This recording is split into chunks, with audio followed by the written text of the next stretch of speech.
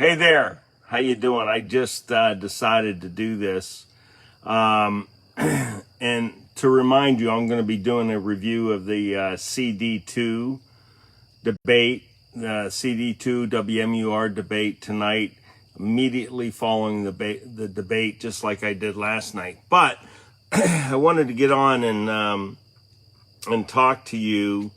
I'm looking at my computer here. About the money that's flying in New Hampshire. It's absolutely amazing how much money is flying in New Hampshire, supporting and opposing candidates. And you can learn a lot from where that money's coming from. And that's what I want to talk to you briefly about. If you watched my review of the CD1 WMUR debate last night, and I said that I felt like Caroline Leavitt won that debate. And we know that leading up to that debate, there's been Washington, D.C. swamp money being spent to oppose Leavitt and support Mowers. So the best evidence that Caroline Leavitt won that debate last night is that Washington, D.C. swamp money. They announced today that they're spending an additional $700,000, over $700,000 opposing Caroline Leavitt. It got filed today. And so between today, in addition to what they're already spending, I think the total against her is now up around $1.5 million. And that same swamp money is going to support Matt Mowers. Now, this is all Republican money. So you got a lot of money coming in to oppose Caroline Leavitt and a lot of money coming in to support Matt Mowers, all coming from the D.C. swamp. Oops, sorry, let me not answer that. All coming from the D.C. swamp. So what does it tell you? Well, it tells you that the D.C. swamp wants Matt Mowers to win. All right? And we Granite Staters ought to think about that. You know, do we want a representative in the 1st Congressional District that the D.C. swamp is willing to spend that kind of money on?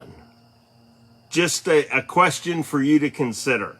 So that's going on right now. The other thing that's going on, and this is interesting. This is really interesting.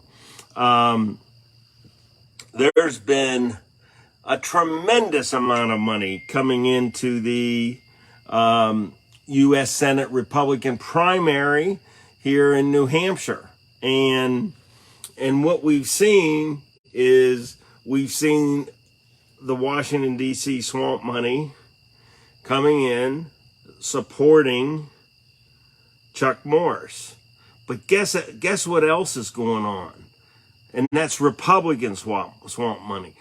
Now we're seeing Democrats. The Democrats are coming in, spending a ton of money, millions of dollars. I think it's up to maybe $4 or $5 million, opposing Chuck Morris. So the Democrats are opposing Chuck Morris, and here's what that means to me is the Democrats don't want Chuck Morris to win the primary.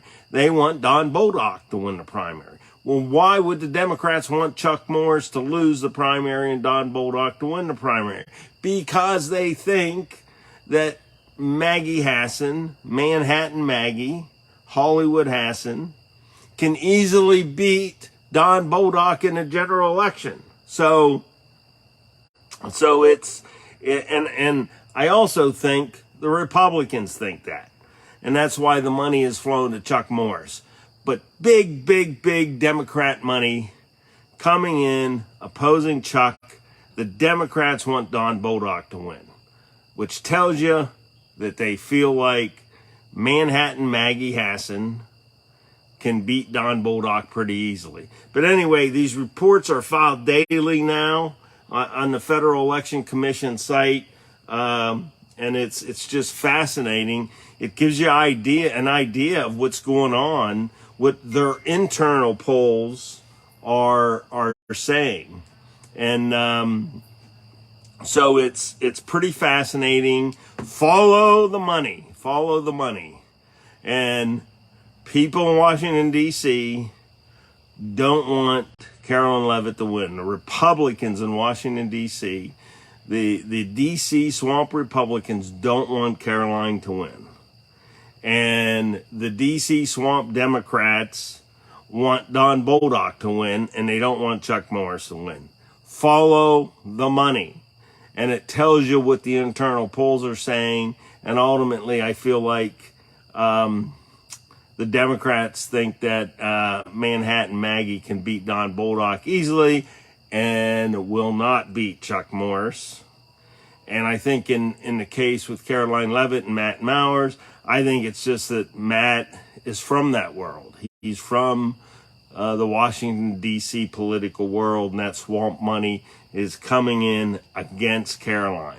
And personally, I think Caroline can easily beat Chris Pappas. So at any rate, impromptu, important message, follow the money.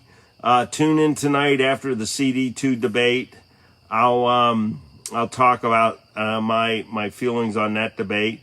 And thanks for tuning in. We got a nice audience here this afternoon, and I'll see you tonight. It'll be right after the debate, so probably 9-ish, a little bit after 9.